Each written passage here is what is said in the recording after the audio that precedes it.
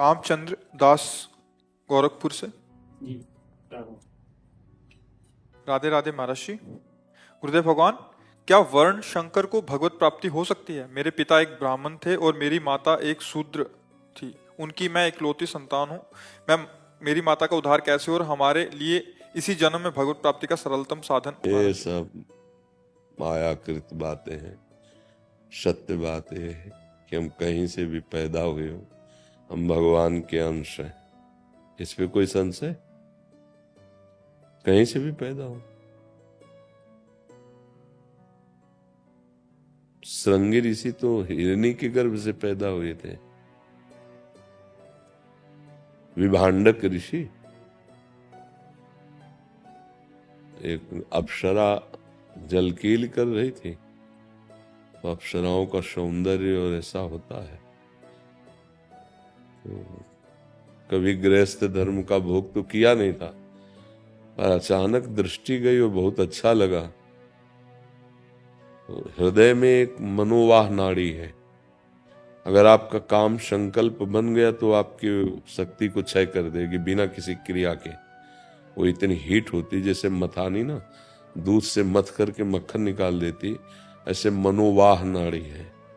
वो तत्काल मंथन शुरू कर देती, पूरे शरीर से वीर्य को खींचकर निकाल देती है। ऐसा ही हुआ। वो नदी के किनारे ही थे तो उनका वहां जल पीने आई हिरनी, तो हिरनी पी गई। अब ऋषि का अमोघ वीर्य, तो गर्भवती हुई और आश्रम के आसपास ही जब वो बच्चा दिया तो सींग तो थे हिरन के और पूरा शरीर जो है वो मनुष्य का दिव्य कांति वाला मृग शरीर।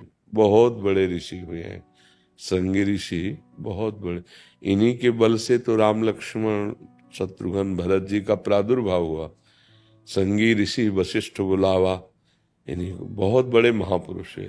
तो देखो बच्चा, ये सोचना कि हमारी माता कौन थी पिता कौन थे, ये सब मायाकृत है।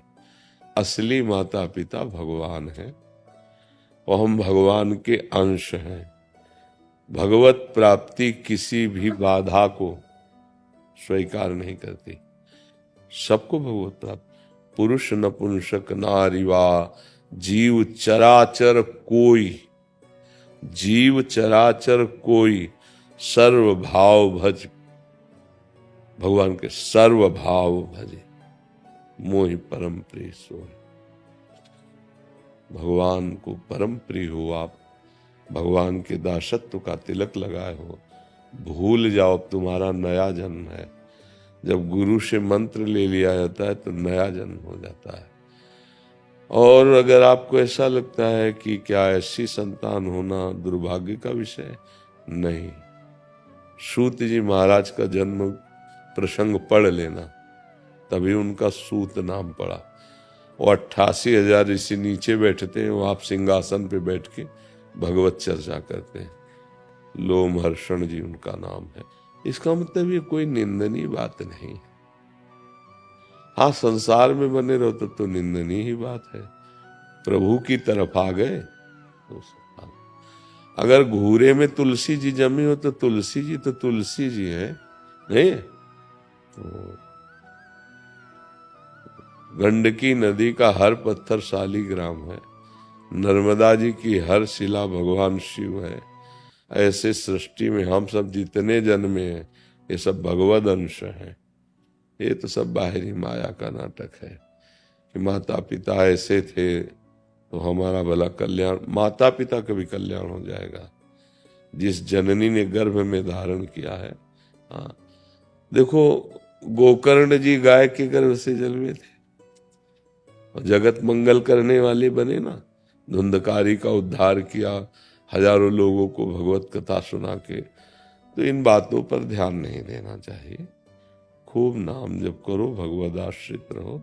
और आज के बाद ये चर्चा मत करना कभी, मैं प्रभु का हूं। बस तिलक लगा लिया तो अब हरि के दास हैं हम। हरि के दास की जाति नहीं होती। हरि का भजे सो हरि का होए, जाति पाति पूछे नहीं कोई। आज कुछ नहीं। एक प्रसंग सुना होगा आपने, राजसूय यज्ञ जब भगवान ने कराई